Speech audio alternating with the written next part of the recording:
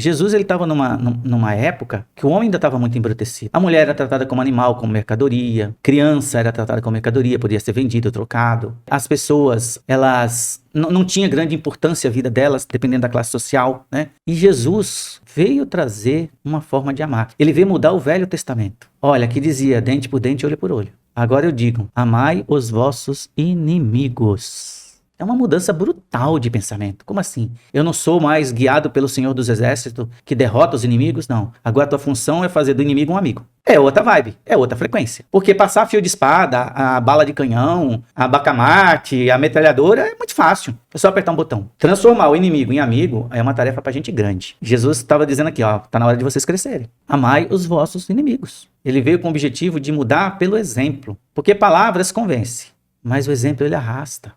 E Jesus sabia disso, porque ele não está na infância espiritual que nem nós. Ele é o nosso irmão mais velho. É o espírito mais iluminado que já desceu aqui. E só o fato dele pisar no plano terreno já mudou toda a estrutura do planeta. E quando eu falo isso, não é só do ponto de vista espiritual. Muita gente que não vê pelo ponto de vista espiritual, vê pelo lado da ciência, sabe que a história é dividida em dois períodos. A nossa história de homens modernos, né? Antes e depois de Cristo. Que Jesus veio transformar o mundo. E ele transformou. Com exemplo e sem violência. E aí quando a gente fala amor ao próximo, ainda pegando na questão do Cristo, tem uma passagem da Bíblia que me chama muita atenção. Que é a parte do soldado romano. Que ele vai pedir a Jesus que cure o seu escravo. Como Jesus na época, né, estava sendo reconhecido por todas as maravilhas que ele fazia, esse homem vendo o seu escravo doente, né? E eu falei que as pessoas eram tratadas como mercadoria, podia ser comprada, vendida, né? Aquele cidadão que estava doente estava nessa situação. Ora, o que esse escravo doente, moribundo, poderia dar pro seu amo pra ele amar ele assim? Não tinha nada que ele pudesse dar. Então foi um amor o quê? Incondicional. Mas era um soldado romano, não conhecia a religião hebraica, não seguia Jesus, só ouviu falar.